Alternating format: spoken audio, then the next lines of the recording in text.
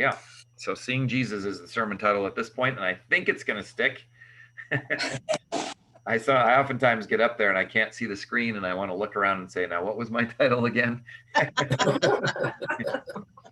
So, but anyway, yeah, let's jump into this text for today. We're going to look at the gospel. There are just 2 readings this week, but we're going to look first at the gospel. I've been walking through them, Old Testament to New, the last several times, but I want to just focus especially in the gospel, and then if we get to the first reading, we'll do that as well. Okay, let me share my screen. And I want to flip this a little bit. I meant to do this before. I want to look at John a little bit farther than what we have, what we'll have on Sunday. In fact, I'm going to do this even a little bit. I'm just going to do John 12. And let me do the NRSV. Sorry about that. Okay. So this one starts with Mary anointing Jesus. They want to kill Lazarus because he's a sign of what Jesus has done. And then we get the triumphal entry into Jerusalem. So just to set the context for where we are in Jerusalem. And the crowd's coming to see Jesus. They're coming for the festival. And verse 19, which sets up kind of what we're going to see today, a little bit anyway, says the Pharisees say something kind of prophetic, similar to the high priest earlier saying something about, it's better for one to die than for all of us to be killed. One death for many. He's thinking, let's get Jesus so that the Romans don't come after us. But he's giving kind of what I would call accidental prophecy that Jesus' death will be for many, right? And then here again, we get the Pharisees then said to one another, you see, you can do nothing. Look, the world has gone after him. So people are gathering, and and this is thematic with John, and if we go back, and we will go back a little bit to the Jesus cleansing the temple at the beginning of John, he's centering worship and gathering around himself rather than the temple. So Jesus is moving that sense of worship, that sense of gathering, from going to the temple to going to Jesus. And so here he is in Jerusalem again, and even the Pharisees, again, kind of accidental prophecy or just naming what's happening. The world has gone after him. And then immediately after that, we get this text. And I'm going to read all the way through 36, even though we'll stop at 33 on Sunday. Now, among those who went up to worship at the festival were some Greeks. They came to Philip, who was from Bethsaida in Galilee, and said to him, Sir, we wish to see Jesus. Philip went and told Andrew. Then Andrew and Philip went and told Jesus. Jesus answered them, The hour has come for the Son of Man to be glorified. Very truly, I tell you, unless a grain of wheat falls into the earth and dies, it remains just a single grain. But if it dies, it bears much fruit. Those who love their life lose it, and those who hate their life in this world will keep it for eternal life. Whoever serves me must follow me, and where I am, there will my servant be also. Whoever serves me, the Father will honor. Now my soul is troubled, and what should I say? Father, save me from this hour? No, it is for this reason that I have come to this hour. Father, glorify your name. Then a voice came from heaven. I have glorified it, and I will glorify it again. The crowd standing there heard it and said that it was thunder. Others said, An angel has spoken to him. Jesus answered, This voice has come for your sake, not for mine. Now is the judgment of this world. Now the ruler of this world will be driven out. And I, when I am lifted up from the earth, will draw all people to myself. He said this to indicate the kind of death he was to die. The crowd answered him, We have heard from the law that the Messiah remains forever. How can you say that the Son of Man must be lifted up? Who is the Son of Man? Jesus said to them, The light is with you for a little longer. Walk while you have the light, so that the darkness may not overtake you. If you walk in the darkness, you do not know where you are going. While you have the light, believe in the light, so that you may become children of light. All right. That's part of why we have two readings. Is this one, even just a 33, is fairly sizable. But are there particular things that stick out to you, or questions that you might have, or connections that you're making? John 11 or John 12? 12. I liked in the, let's see, the version that I have is the NIV, and it said, trust in the light. When it says believe in the light, on your reading, it says trust in the light while you have the light. Yeah. And I think believing and trusting is one step beyond believing, I think. You can believe that apple is nice and juicy, but until you bite into it, you can't trust that it's going to taste sweet. Yeah. So until you can believe that something is good, but until you use it or assimilate it or make it your own, you don't know that it's, you need to trust. Yeah. Yeah. Well, and belief, trust, and faith are all very, very key in John's gospel. For sure. But yeah, no, that's great. Belief, maybe as you're saying it and seeing it here, then is a little bit kind of like, if you talk about it scientifically, is more like the theory. I believe I believe if I do this, trusting is taking a hold. Yeah, and trust is more this is my conclusion with the theory, that I tested, sort of a thing. Okay. Yeah. Right. Yeah, pistis would be the word there, for belief and trust and faith. Yeah. I think I've got that right. Let me look. Let's make sure. Would that have something to do with application? Is that what you had in mind too, Ethel-May? Well, yeah, it does. You can believe a rose smells pretty, but until you see it smells pretty. So it is an application of what you believe, I guess, to trust and to hang on to. Here's a rope to save you, but it's not going to pull you out of the hole unless you grab on and trust that it really will. Yeah. Yeah, that's an interesting distinction. Yeah, thanks. That's good. That's good. And maybe that's why the NIV uses it, perhaps. Yeah. I'm just looking here. Let's see. I want to look up that word and just see what the source of it is, just because it's kind of interesting.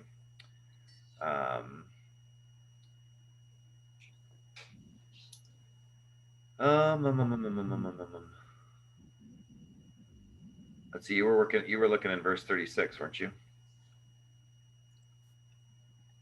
Or no? Let's see here. I got to look back at my text. Yeah, believe in the light or trust in the light. 36. Become children of light. Yeah, let me look at what the word is used there. Let's see.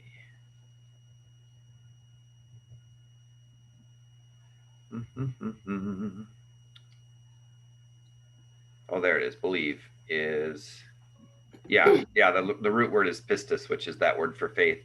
And it'll come up later with supposedly doubting Thomas, who's really unbelieving to Thomas. The word is apistis for him, as I'm sure you've covered that many times.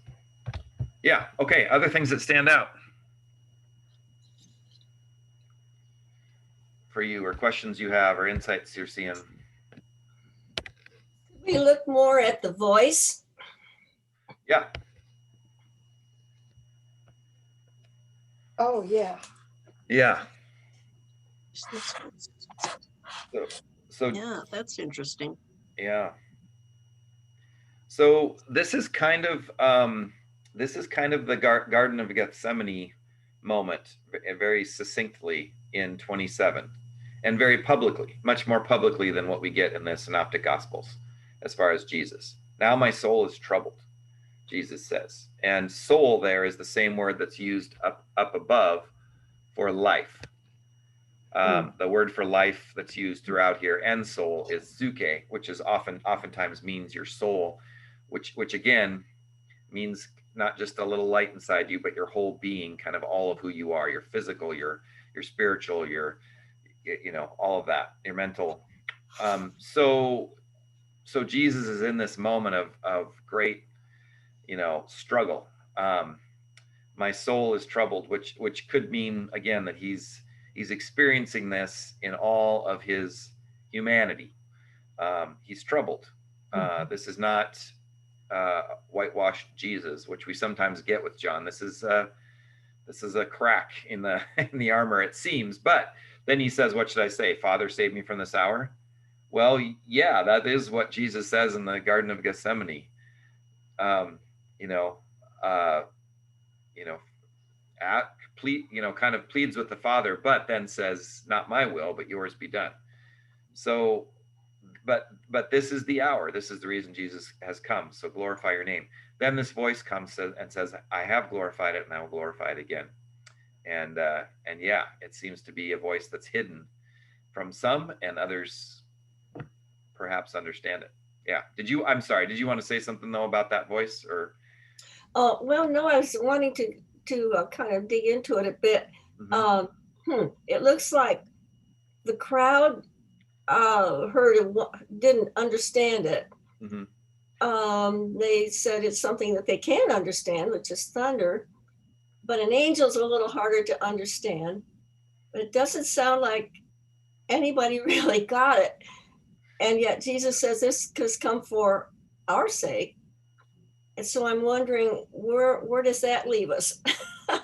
Yeah, right. It's kind of there's no real answer there. Yeah. Is there? Well, no, in some sense, I think this is drawing back to a couple of different things. We're on our Wednesday nights, we're walking through Numbers, and we're walking through the wilderness, journeying through the wilderness in 40 days, what took 40 years plus. And so I think the acknowledgement of that being thunder, there's reference to thunder and clouds and darkness and thick darkness and all of that being the presence of God. So it may not just be that they're saying, "Oh, that's just a little thunder in the distance." It's hard, and I've read some interpreters on this or some commentaries on this, and they said it's a little hard to discern that, but it seems to harken back to God's presence. An angel speaking to him.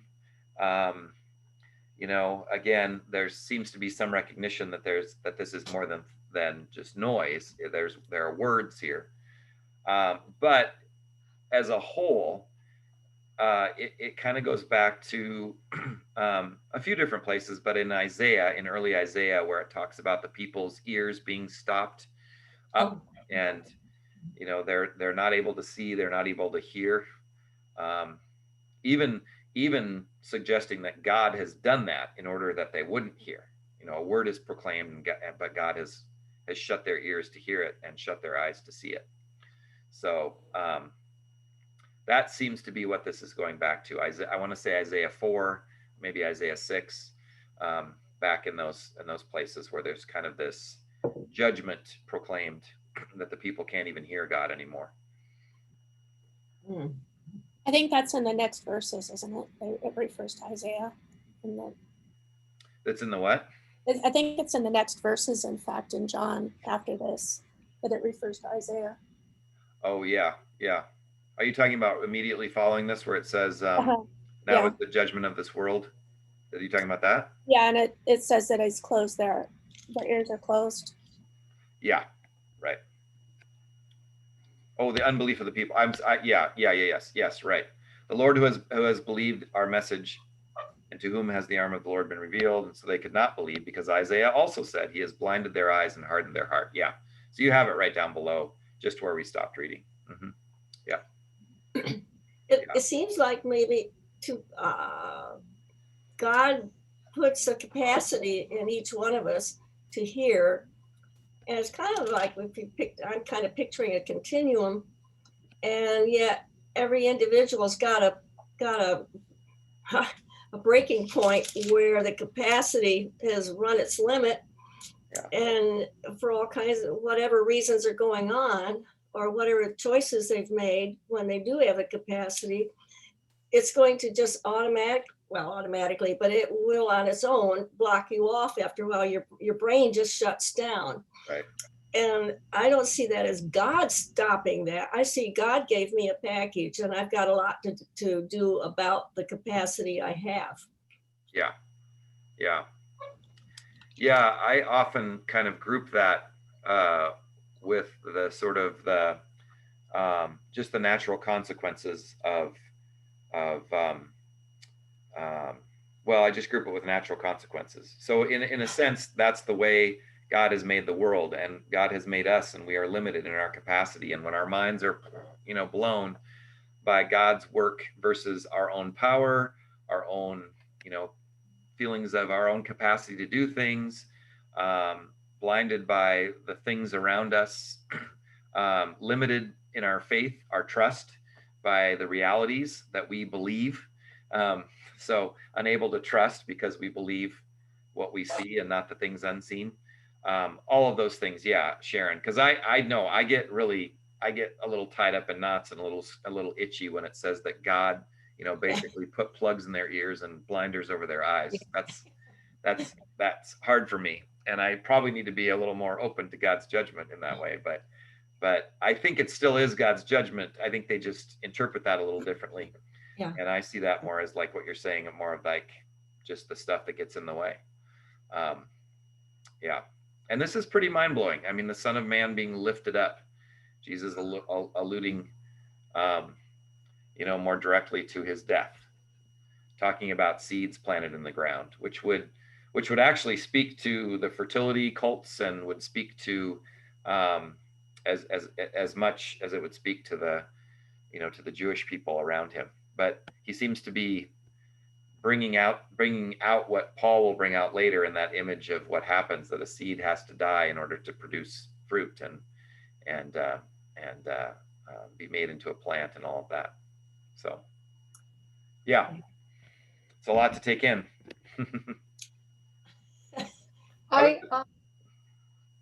Pastor Jonathan, Mm-hmm.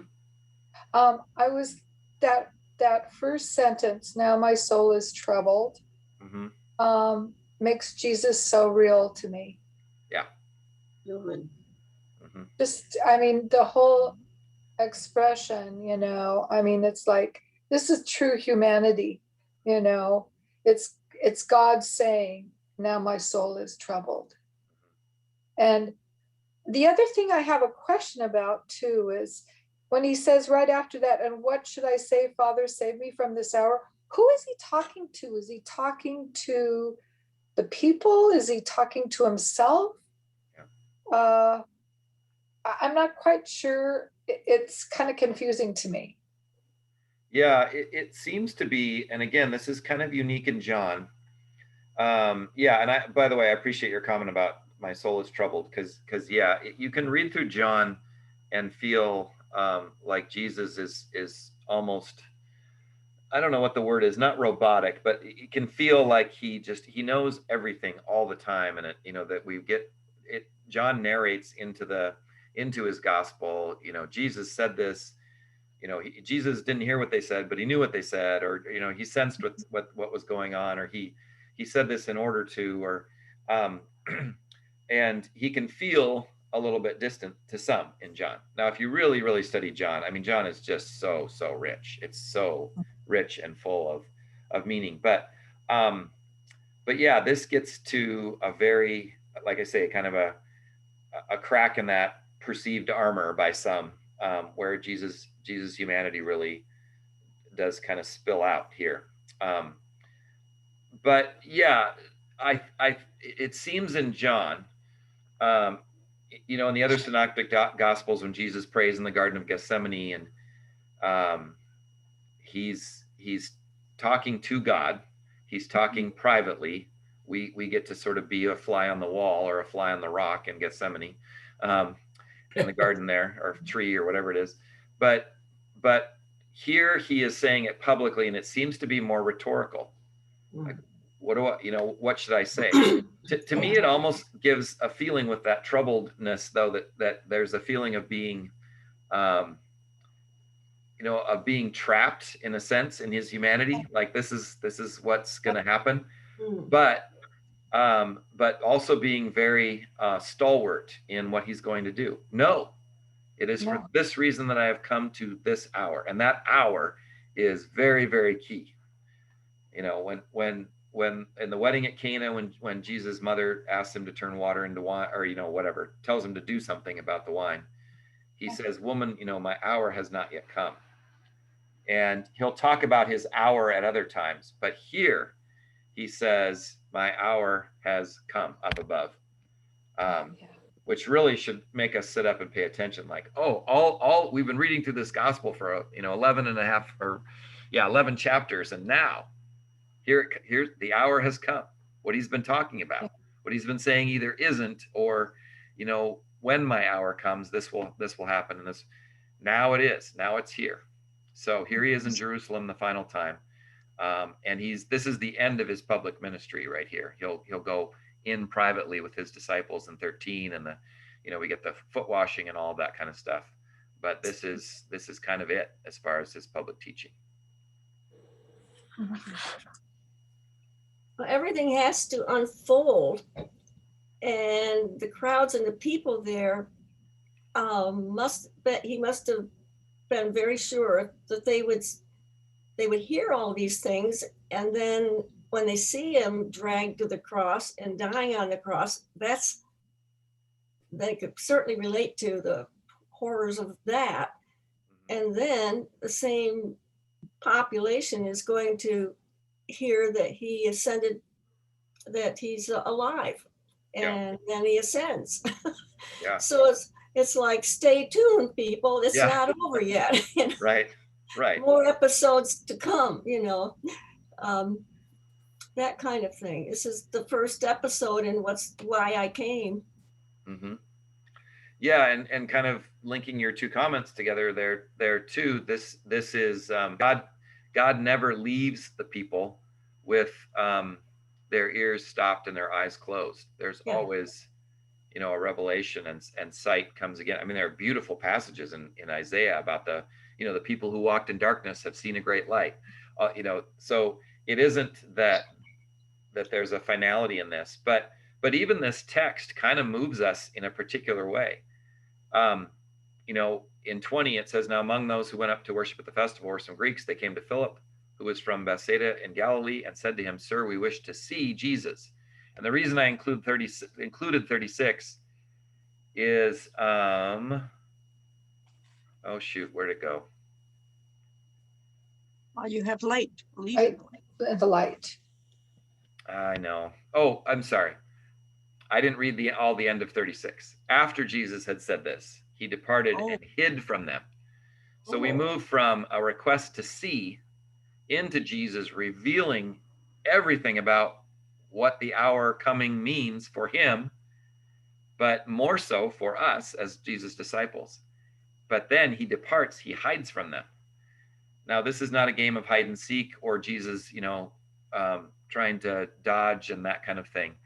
But this is related then to what follows, what Kim pointed out here, that now, that the revelation that's come is now hidden away, and it will be hidden as God's glory and revelation often is in suffering. It'll be hidden in the cross. And for John, the Son of Man lifted up is the cross. I mean, the crucifixion, resurrection can't be separated as an event. They lose meaning without each other, obviously. But the throne of Jesus in John, I've said this, I know 100 times, but the throne of Jesus in John is the cross. That is where it happens. That's my favorite thing, actually, about John, is there's such a focus on the cross as the place where everything is accomplished, everything is finished. I'm not saying the other gospels don't do that, but John makes it very clear in Jesus' own words that being lifted up is about the cross, right? Now, of course, it does allude to the fact that he'll be lifted up. He will raise, actually in John, himself from the dead. It's less passive and more active on Jesus' part in John as far as the resurrection. But the lifting up is clearly about the cross. The reference to it when he's talking to Nicodemus about the serpent in the wilderness being lifted up. So the Son of Man will be, healing for for God's people and the nations as he's lifted up. Very, very clearly a reference to the cross. So, yeah.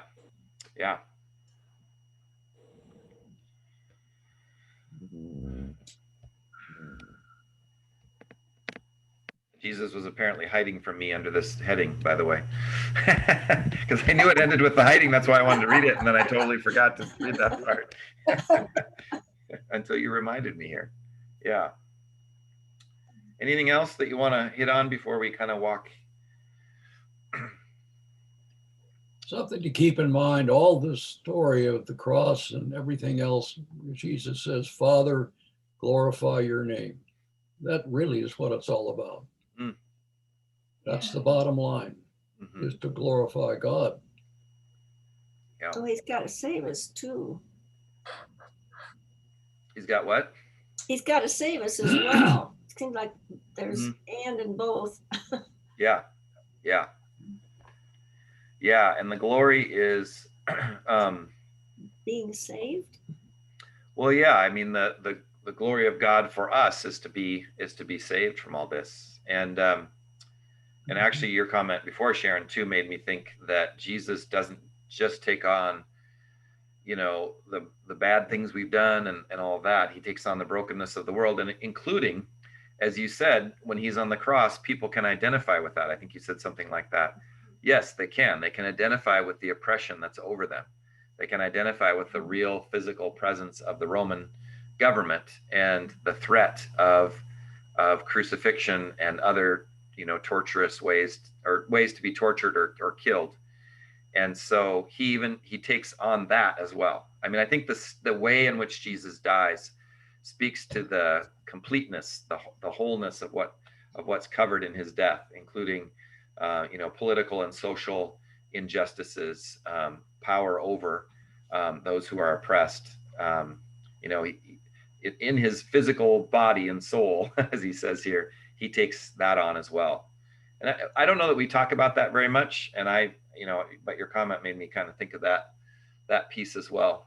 To think about very present things, and Jesus taking those on and dying for those as well. Well, we got to watch a video last night, actually on Netflix. It was really interesting. Mm-hmm. Can you believe Francis Schaeffer's series? It popped up on Netflix. Wow. He said, oh my gosh, we haven't seen that for ages and ages. So we started watching. It was about the Romans. So once a citizen of Rome or anybody under their control really got into their grip, you're done. They're not going to stop and say, well, okay, we've gone this far, we'll let you go, blah, blah, blah. Once you're in, you're under their system and it keeps growing, and however the ruling of it becomes closer to you in everything you do, say, and think, that grip isn't going to let go of us. We're there. Yeah. And now we're on our way to whatever, but that's all the picture I have of too. The Roman system engulfed everybody. Yeah. And I almost think that registers more with people now in kind of a society where we all think we're good people. We're much better than those people. Our personal sin and brokenness, the things done and left undone, I think for many does register, certainly. Certainly does for me. I don't have any trouble thinking of things individually, all, for the week. I could probably use that every day, as Luther would have. But I think a pandemic, I think the amount of war we have, the amount of conversation around borders and refugees and immigrants, and I think all these kinds of things that point us, the stuff that goes in our food, the illness that we have, and the things that we're fighting against, especially illness right now is probably the tops. To think of Jesus' death holistically as talking about all the broken things in our world can register with people. And I think this text speaks to that in some ways. In many ways, actually. Completely, if you will. Yeah.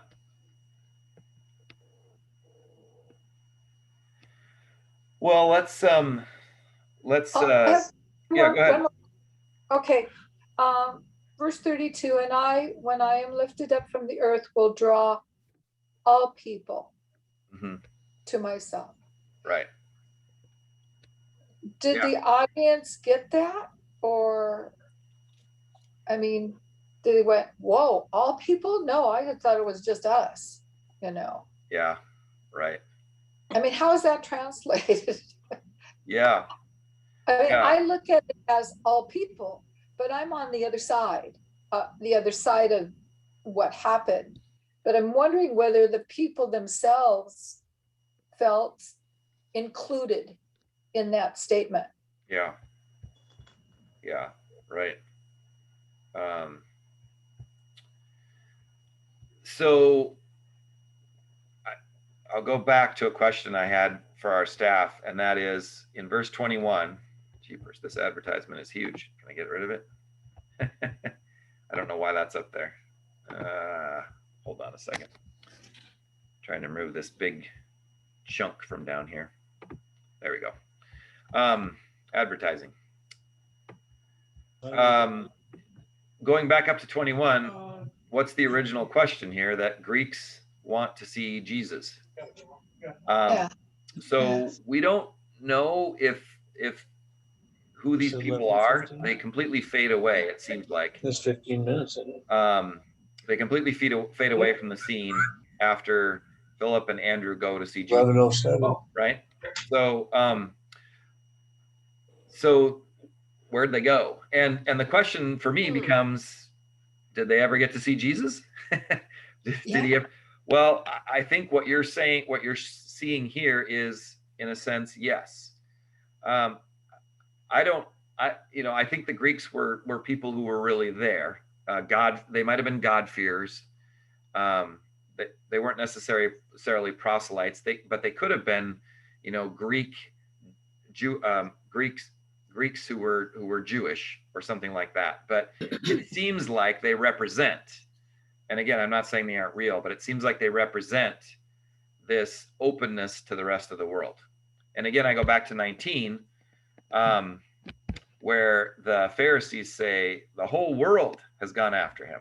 They're not just talking about Jewish people. They're talking about anybody who's who's flooding into Jerusalem, including these Greeks who seem to be either God-fearers, maybe on the path to becoming Jewish, or they are just people who have heard about Jesus, seen what he's done, and are seeking him. So, Okay. Yeah. Maybe they've had enough experience with their fake gods to be looking around to see there must be something better. Yeah, maybe. Maybe. Yeah. You could see all the Greek gods. They had statues of them. Sure. All over the place. Sure. So maybe that's what they perceived in their mind's eye, was that if they actually could see Jesus, they'd benefit from that in some way. Right. Well, we can't see Jesus. We don't see the human form of Jesus before us, but we can see him in our souls and our hearts, in a sense. Yeah. Figuratively speaking. Right. Yeah, not unlike Zacchaeus wanting to see Jesus, right? There's something about seeing him. And the seeing here, by the way, goes all the way back to, let me see if I can pull it up here. And then I'll get to you. Ethel May, I saw you wanted to say something here. The seeing Jesus gets back. Sorry, let me stop that share and do it again here. See if I can find it here. Let's see. Seeing Jesus goes back to when Philip, came to Jesus, and what is the word? Come and see, right? They're interested in this Jesus. And so the seeing for the Greeks here is, I guess I don't have to find it, but the seeing for the Greeks here is the same as it was for Philip, who then went to Nathanael and said, yeah, I think this is the guy. Come and see. The see here is the same. So it seems like, at the beginning of John's gospel, we get this, yeah, it's going to be way up here. I won't worry about it. It seems like we get at the beginning of John's gospel, come and see for those Jewish men who are going to follow him, and the women eventually too. But now we get it for the Greeks. So now it's extending to the whole world. So now the come and see call to discipleship becomes something else. And it may be that the reason they come, it kind of has this whole dialogue or kind of scene between the disciples. You know, it sounds almost comical. Like they said it to Philip, and then Philip went and said it to Andrew, and then Philip and Andrew went and said it to Jesus. It's like, why is there all this detail? It may be that John is talking about how the Gentile world will see Jesus. They will see Jesus through the witness of those who were close to Jesus. So they're talking about how this will spread. The witness. Witness. And then maybe that's why Jesus hid himself after all this stuff. The Greeks wanted to see him. The crowd wanted to see him. They wanted him to personally touch them and heal them and that sort of stuff.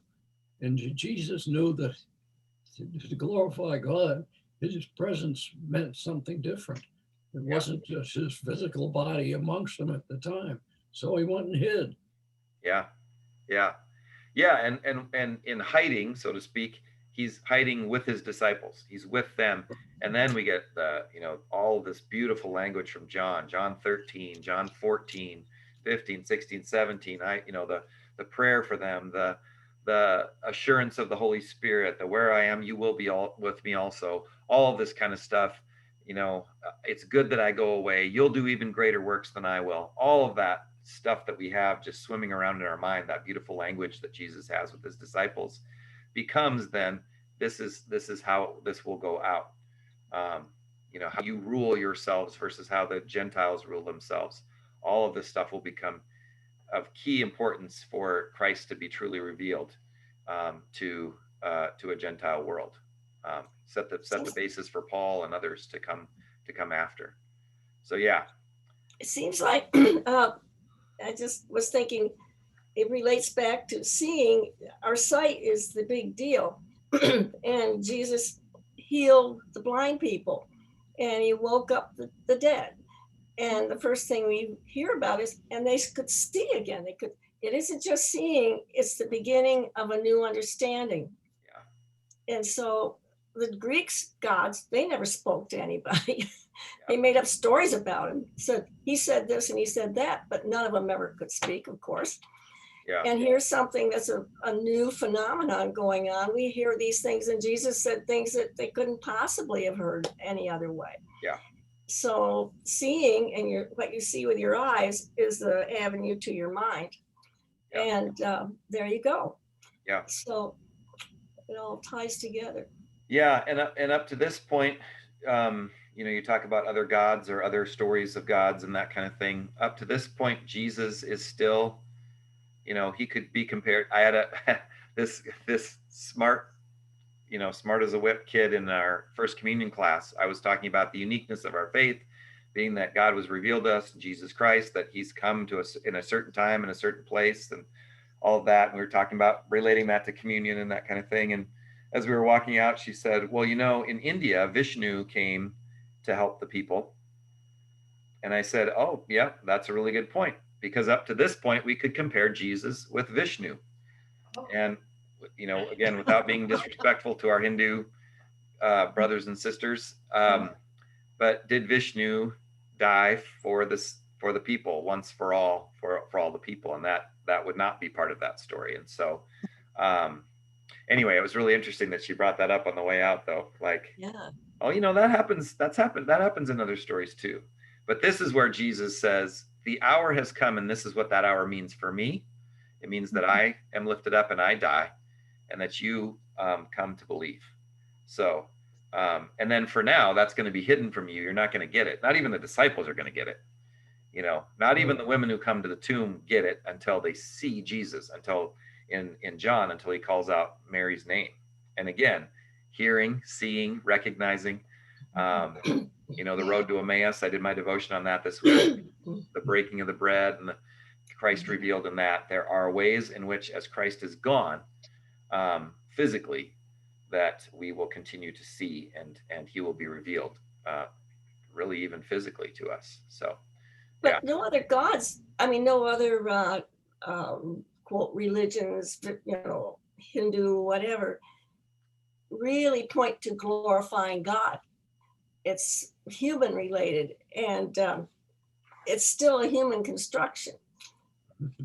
And that's it goes just so far, but it only relates to how we live life and understand it ourselves, up to our death or whatever. And then they have their own beliefs that go on that are not going to really mesh with what our Christian beliefs are.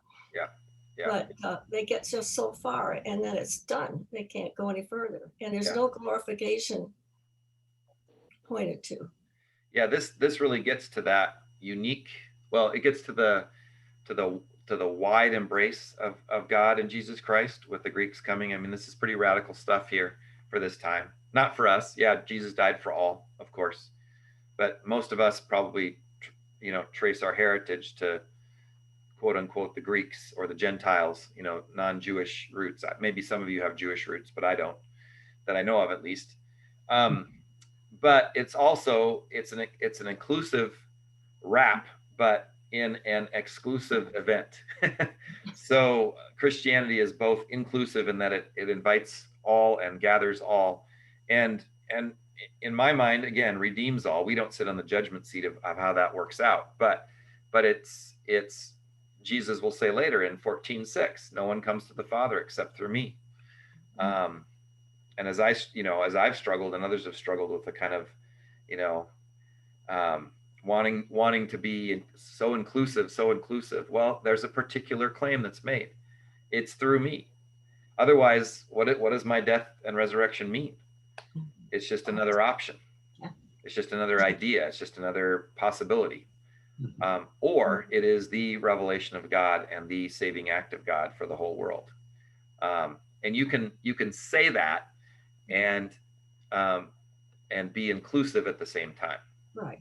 In fact, I don't think you can, as a Christian, be inclusive without that, because you have nothing to offer. Right. Yep. Otherwise, or you have everything to offer as the same, as just a level whatever.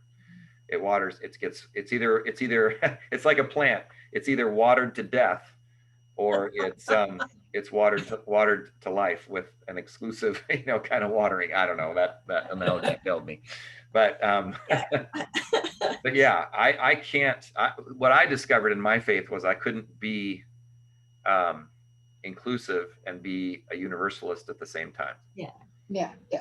So, but well, it doesn't mean we don't respect the other person and say, full respect is where we're at when it comes into, to me, inclusiveness, and also what is real and what works in our human experience that keeps us from beating each other up. Yeah. Ethel May, I got away from you. I'm sorry. Go ahead.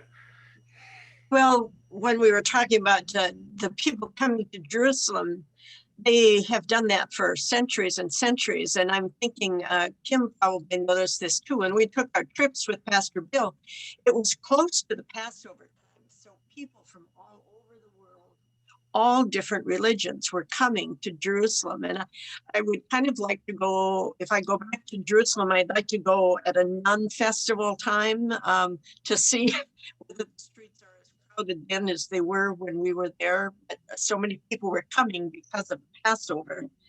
And that's, what this time, the last days of Jesus, were anticipating the Passover, and all the people were coming to Jerusalem because that's what they did.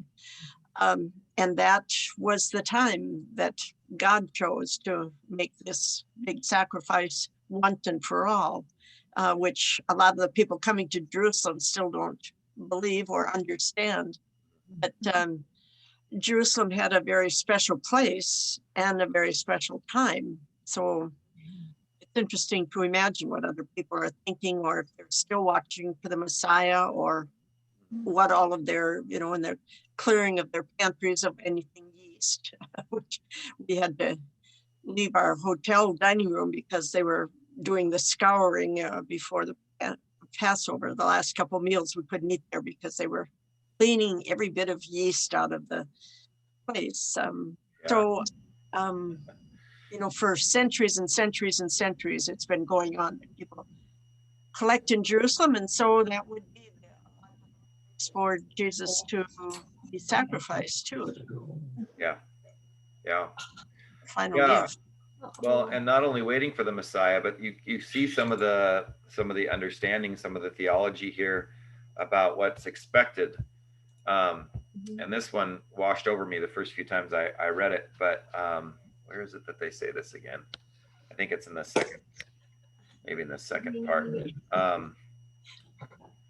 Yeah, we won't have this part on Sunday, but 34 says, the crowd answered him, we have heard from the law that the Messiah remains forever. How can you say that the Son of Man must be lifted up? Who's the Son of Man?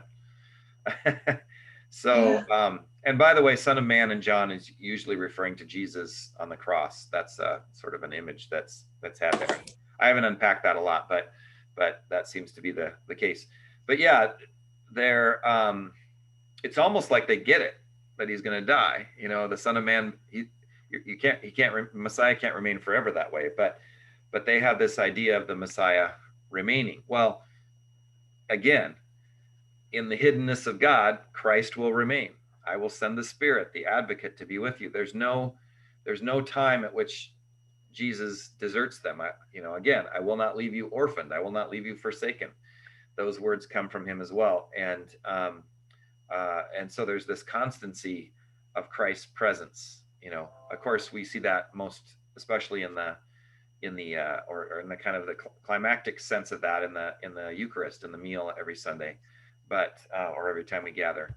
But yeah, he's there. He's not leaving them. He's not forsaking them. But in doing that, then he becomes once for all for them, and for all people, not just for them. So again, that's probably more of a nationalistic view of the Messiah. The Messiah comes and will stay with us forever. Maybe there's an inclusive nature in that, maybe not, but Jesus is definitely widening the doors more than what the Jewish leaders are seeing at that particular time and place. They're trying to get themselves right, to escape this Roman occupation, and Jesus is opening it up in ways that aren't quite fitting with that. Okay, let's look at, let's walk through this a little bit, and we've covered some of this already, but I just want to kind of look at some notes and see what other things we might add to all the great stuff you brought up. So one of the places I want to go with you to kind of open this up and connect it here is Isaiah 56. And Isaiah 56 is referenced in the cleansing of the temple for the other synoptic gospels. John focuses more on Zechariah 14:21. So the synoptic gospels focus on Jesus, or on the temple being a house of prayer. John's gospel focuses on this theme of gathering around Jesus as the new temple. Jesus talks about destroy this temple and in 3 days I'll raise it up. And of course he's speaking about himself.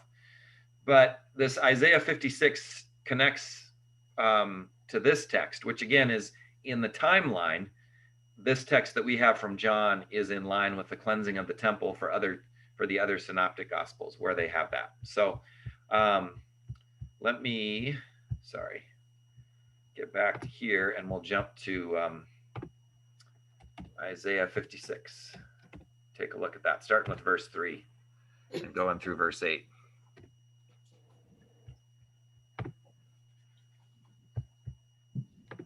Oh, yeah.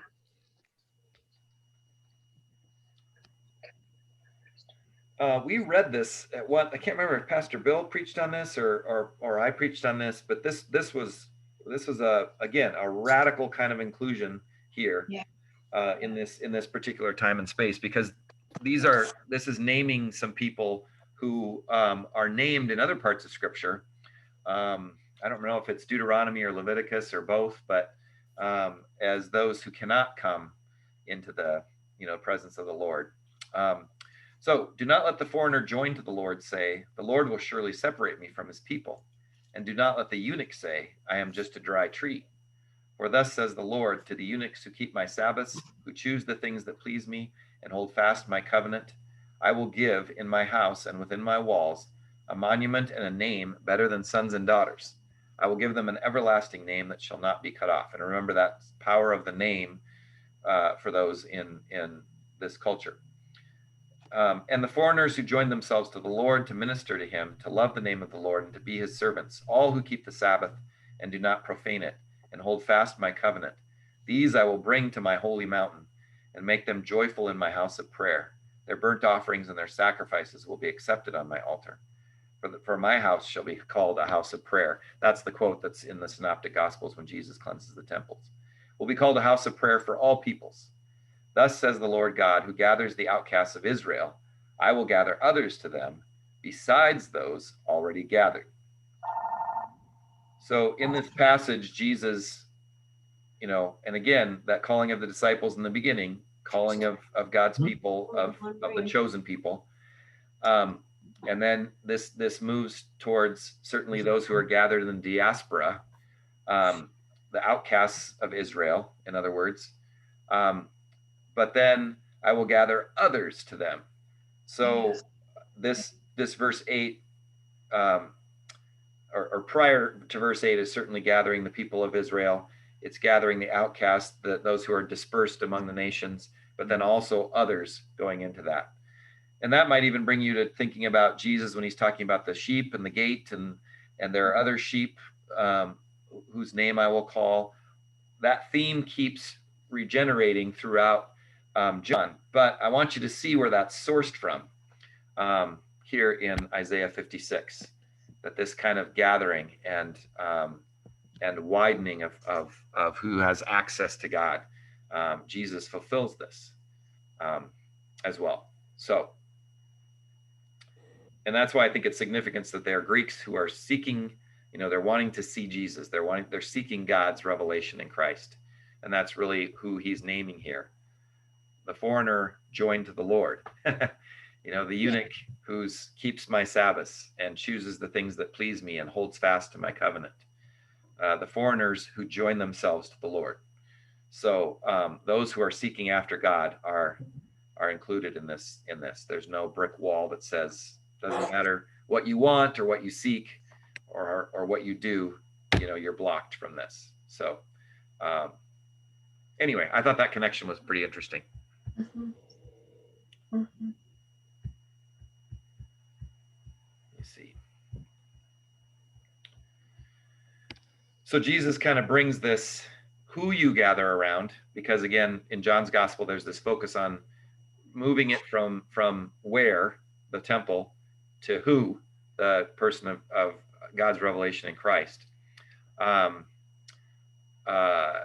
is joining that also now with the who, the other side of the who, not just who gathering around Jesus as the who rather than the where, but also who is gathering around Jesus, and that opens to an infinite kind of extension. If that makes sense. It's like they're asking to have their eyes open. Yeah, right. Yeah, they're asking for what other people are missing. And it's a little clouded in there as far as who can't see and who Jesus is hiding from and all that kind of stuff. But it seems to be kind of thematic through John, that it might even be so radical as to say that those who are meant to see Jesus aren't seeing him, and those who are, not meant to, who are shut out, are the ones who actually kind of get it. It reminds me of one of my least favorite times in youth ministry, when there was a kid who came into the youth group, and it was his first time. I probably told this story before, but it was his first time there. And I said, all right, who wants to pray us out? And a bunch of our youth who'd been there 100 times went, the no-nos goes kind of thing. And he's looking around at them, and he's looking back and forth, and he looks at me and he goes, I guess I'll pray. And I thought, my first thought, I'm sorry to say, was, darn you, how long have you been here, to everybody else? But then I thought, how great that he comes in and he's, you know, he hears the word. It's new to him. It's fresh to him. He hadn't really been around church. I don't think much of his life, if at all. And he comes in and he's ready to pray right away. So I thought of him when I read about those wonderful Greeks who come and like, what's this Jesus guy about? Or what's this faith about? Pretty interesting. Good job, Pastor Jonathan. Oh yeah, well, I don't know. You were more successful than you knew. Good job as far as being a one-hit wonder, I guess. The ongoing apparently didn't work. No. All right. Well, we talked about how C, Edain, is often joined with faith in John's gospel, and so the come and see in verse 139 and 46 with Philip and Nathaniel also then becomes the same word here that's used here, and it's used in other places too. But seeing Jesus is very, very important because of its connection to then believing or trusting or having faith. So those become, so seeing equals or leads to pistis, you know, faith. Want to look at this hating your life, you know, losing your life, all of this kind of stuff that's going on in here a little bit, because these are pretty harsh words. Where are we? Yeah, go ahead. Where are we? Okay, so I want to jump back into John 12 here. So Jesus talks in 27, you know, I'm troubled. This is my hour. But then he kind of starts to open up what that hour means. So we get past the thunder and we get past all this. And when I am lifted up, he says in verse 32, I from the earth will draw all people to myself. He said this to indicate the kind of death he was. Well, I'm sorry, I'm in the wrong spot. I apologize. I meant to be up, but I'm in the wrong section again. Jesus keeps hiding from me. Okay, let me back up. So in 23, not 32, but 23, Jesus answered them, the hour has come for the Son of Man to be glorified. Now he's going to talk about what that hour means. Very truly, I tell you, unless a grain of wheat falls into the earth and dies, it remains just a single grain. But if it dies, it bears much fruit. Now, Jesus is talking generally about discipleship and what he's going to talk about, losing your life and that kind of thing. But specifically, he's the grain of wheat, right? He's the one that will go into the ground. He's the one that will be buried, and that will bear much fruit, okay? But then he gets specific about what it means to follow. What does it mean? Okay, you trust. Okay, you believe. Okay, you've come to see. Those who love their life, lose it. And those who hate their life, that's a strong word, in this world, will keep it for eternal life. And then he gets, again, down to this discipleship call. Whoever serves me must follow me, and where I am, there will my servant be also. Whoever serves me, the Father will honor. And remember, we're in an honor-shame culture, so don't let that word honor slip away from you. It's very powerful. So Jesus is in this passionate moment, or leading up to this passionate moment. You know, my soul is troubled. What's going to happen? But this is how it works. This is the way of the cross. The word here for hate, by the way, which sounds very strong to us, is carries the sense of being of not that you hate yourself. And this is the problem with this passage, of course, is people have said, well, I hate myself and I'm terrible and I'm this awful sinner and I'm disgusting to God and this kind of thing. What Jesus is saying here, though, or that word for hate, means to value something greater than whatever it's talking about hating. Okay, so it's putting something above your own life. Mm-hmm. So you think about your child falls. Every parent has this kind of moment of thinking about this. Your child falls off a cliff, or they're in a house burning down or something, and you go in and you would rather save them than save yourself, right? So there's that, but there's this kind of sense of valuing discipleship, of following Jesus, of putting your life into and your soul. Again, this is that sense of psyche, or which is where psychology comes from, and your soul and all of who you are and your mind and all of that, putting that in the hands of God and trusting Jesus and following, than to pursue after your own the things, whatever the value of life is at the current time. And he specifically, and that he says, and those who hate their life in this world. And I think that's really interesting. Last week we had God so loved the world that he gave his only son, whoever believes in him. That verse everybody has memorized, and they love it, and it's warm and it's fuzzy, and it sounds, God's just gathering the world to himself, which it is. I don't want to take away from that. But when we go back to chapter 1 and we see what it says about the world there, the world does not receive the revelation of God. The world is at enmity with God.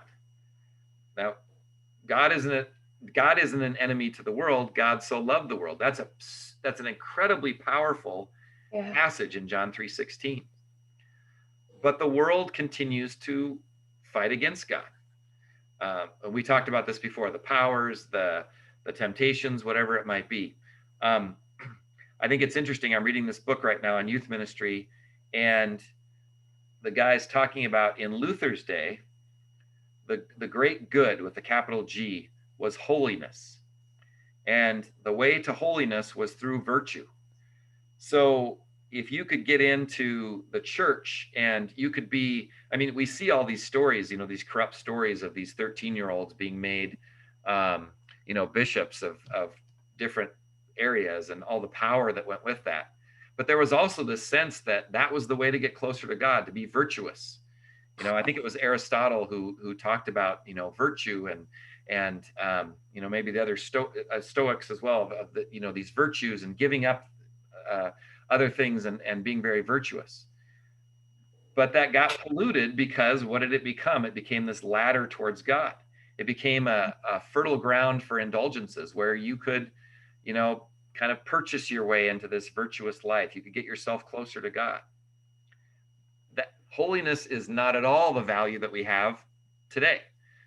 That was the world's value in that day. And it sounds great. Of course, yes, holiness, that would be the greatest good. Today, we're more, he argues that we're more hedonistic. In other words, that we value pleasure. So for some of the other philosophers who were kind of like, live in the moment, enjoy, take what you can, sort of a thing. And they were kind of anti the Stoics, on the other side of the spectrum. He said, that's kind of where we lean today. Even our Constitution talks about the pursuit of happiness, right? But there's a point there that when you go go back and read the definitions of happiness back then, it meant good things. It meant you can pursue good things for the benefit, for, so it's not just, oh, I'm happy today. Right. Yeah.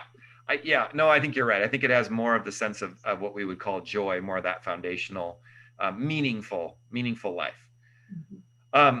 But he pointed out, and he's sitting at a cafe in a Harry Potter, kind of thing in Universal Studios, and his kids have gone there, and he said every kid there is holding a $60 magic wand that's made out of plastic.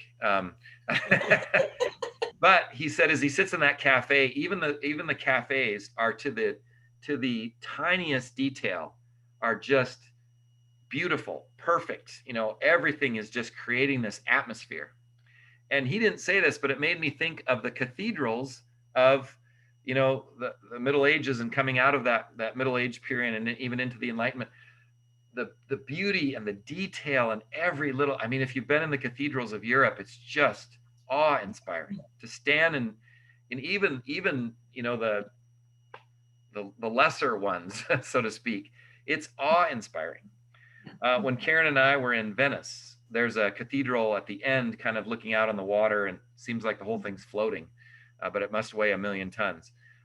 We didn't even go in. It was so gaudy. We just, from the outside, it just kind of made us sort of sick to our stomachs. So we didn't even go inside.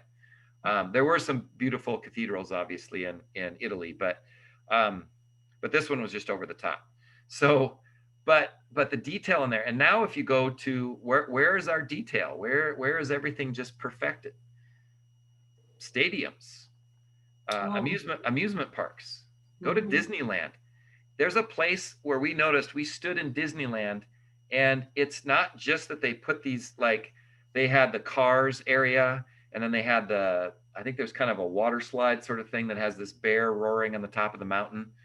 And they're absolutely beautiful, but in themselves. But even if you go to one of them, you can see the background of the others on the horizon. It actually looks like you're in a different world where that is the horizon. They have taken the entire horizon and redone it for you. So you see the deserts of cars, and you see the mountain with this bear on the top, and you see this over here, and you see that over there. And it seemed like wherever you stood, this would happen. There were some places where that was more pronounced, but we happened to notice it that when we were there. So you disappear into this land of happiness, the happiest place on earth. That has been our greater good. And for a lot of our young people, what they're encouraged is to find, within themselves, this one, great thing that will give them happiness, right? And it goes with purpose, and it goes with those things as well. But really the capital G, as he sees it, and I agree with him, is happiness. Now, holiness and the pursuit of that through virtue has a lot of pitfalls. Obviously, the pursuit of happiness is the greatest good. And I'm sorry, I'll take it out of the Constitution, because you're right. It is very positively seen there. And obviously in our founding fathers and mothers, it was done that way. But these pursuits by the world's standards will always fall short. They will always come to something we got to do, something we have to achieve, somewhere where we're going to fail, or somewhere where power will be created by this pursuit, and we will exact that power to keep others out or to hold on to that power. It will happen again and again and again. And I think the call to discipleship here by Jesus sees that throughout history. I think in Jesus' day, it was probably similar to the Middle Ages in that pursuit of holiness for some, especially those Jesus confronted, the Pharisees, trying to get the people holy enough to get God to free them from the oppression of the Romans. But what happens now? Certain folks are out, right? Jesus goes in. First thing he does, one of the first things he does, cleanses the temple, takes away the sacrificial system that limits others from the presence of God. How does he end his ministry? Greeks come to him, and he says, "I will die to open this access to God for all people." God's action again and again and again and again. So in order to follow, you don't have to hate yourself, but to understand what this world is drawing you to reject that, and to follow Jesus, follow this way of the cross. It is an incredible death here. And I don't know if any of us ever diet completely, so to speak, but Christ does, and draws us into that, and gives that as a gift to us. And it's pretty powerful. And Jesus is honest with this as well, in that he says, whoever serves me must follow me. Well, you're going to follow Jesus into the troubling of the soul, and into dark places. It isn't a deliverance from those at all times. The world will react to you how it reacts to you. God isn't going to release you from that.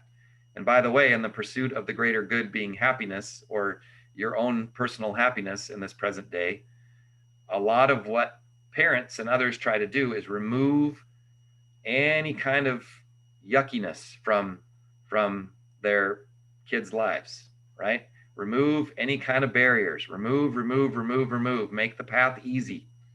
Jesus doesn't promise that. That isn't the way of following Jesus. You're going to have to be in the yuck. But also,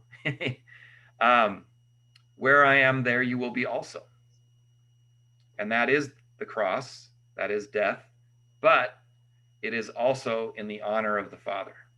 I don't want to say that like it sounds like we have to do this and we have to do that and we have to do the other thing, but this is the invitation that Christ gives. I will be the grain of wheat that falls into the earth. I will bear the fruit. I will make it happen. To follow me means this. If you want to see that, and if you want to follow, and if you want to come along, this is what it looks like. And I invite you into that. I don't force you. I don't make you. I'm doing everything. I'm covering it. It's my soul that's troubled, not yours. But you're going to walk into that with me if you follow this way. Yeah, and that becomes then the greater good with the capital G that we as Christians can hold on to no matter what the world offers. Holiness, happiness, whatever. Science, faith, or science, or I should contrast those, but whatever it offers is the great good.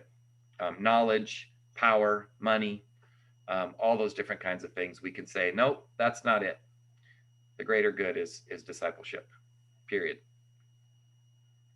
Yeah. So that's kind of how I see this. So that was a lot of sermons, PJ. Yeah. It's just really, really good. Good stuff. Good stuff. Okay, good. I think you'll have to preach into eternity. Okay. Just keep doing that. That made sense. Huh? Okay. Well, I was testing you guys. That was the test run. Yeah. Well, when we are getting into these mucky areas too, I mean, this is one reason why we're just feeling anxious to get back together. It means so much just to come into church and see people and see all the faces and watch people going up to communion. And that's impressed us from the beginning, how the kids are right there. And then Jessica's little girl who comes running up, and she's a doll. And just, here's a child who just wants to do all these things and be participating. And it's tremendous. Yeah. It just means so much to get together and be in an atmosphere like that with everybody, and we're all worshiping together. And coming back to the familiar, we need familiar so badly right now because we've been ripped inside out, turned upside down, and big, huge change is very hard. It adds another layer of angst. Yeah. Yeah, it does. Right. And you're right. And we've there've been a couple of points at which we thought, well, what if we did this? And we say, well, would that be familiar? Would that be, kind of thing? And not being able to sing, there's opportunity that's a hard one. But I think my hunch is that's going to be lifted here pretty soon. Monday, either later this week or Monday is going to be a really big day when phase 3 opens up, and we'll see, because we have rules for phase 3 from last October, it was, I think, but there's no phase 3 layout at this point. So I don't know if it's going to be the same or if it's going to be a little bit different, but it'll be interesting. So we're kind of sitting on Easter going, okay, we're gonna get phase 3 like a week and a half before Easter, or 2 weeks before Easter. So that may change what we do, because we're gonna do a hybrid at this point, outside, inside, with music, and kind of like Christmas Eve, so we can sing together. But we have to be outside to do that. And but if we can be inside, then we'll move everything in, and that's much easier for people at home to see, because it's harder to live stream from out there. You have to use a phone, and you have to hook it with this cable to the other stuff, and then it's also just easier for people mobility wise. It's easier for moving people from outside to inside and still keeping them spaced. So I think we're at the point where that's probably going to open up, and we'll see how that goes. Change, big changes, things like that. Timing is everything. Yeah. It doesn't mean change can't happen, but it's the timing of it that can really make a big difference. Yep. Yeah, it can, for sure.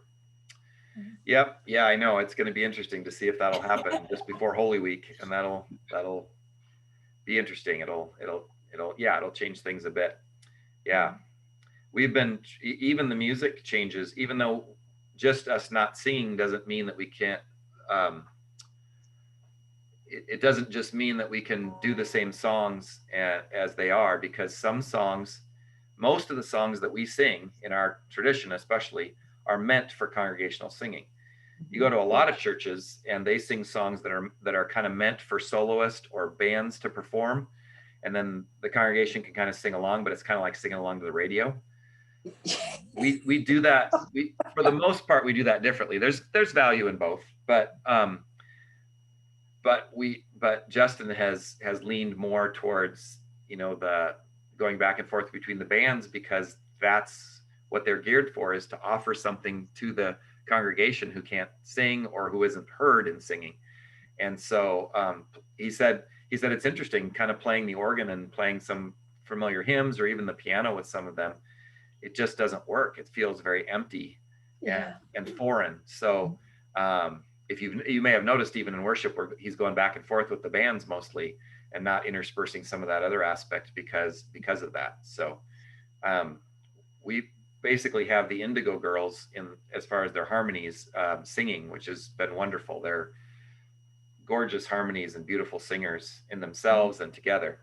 But Jessica Voigt's she's such a powerful instrument. She's been working on like these harmonies and these alto things, and it's been really beautiful to have that. So it makes it a little easier to receive that and not sing, but it still feels very foreign. So we have the solid Easter hymns for Easter either way, because we're going to sing them together, whether we're outside or inside. But hopefully we'll get to that point where we can sing safely inside.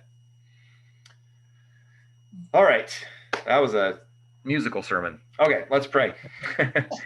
Loving God, thank you again for this time and for your word, which has power over our lives and which holds the greatest good for us. And so we give you thanks for Jesus' words this day, for his humanity, for his inclusion, for his specificity about what we trust above all else, that we have something to hold on to and not just nothingness or everythingness, and that we can rely and trust in and on you rather than in ourselves or something else the world would give.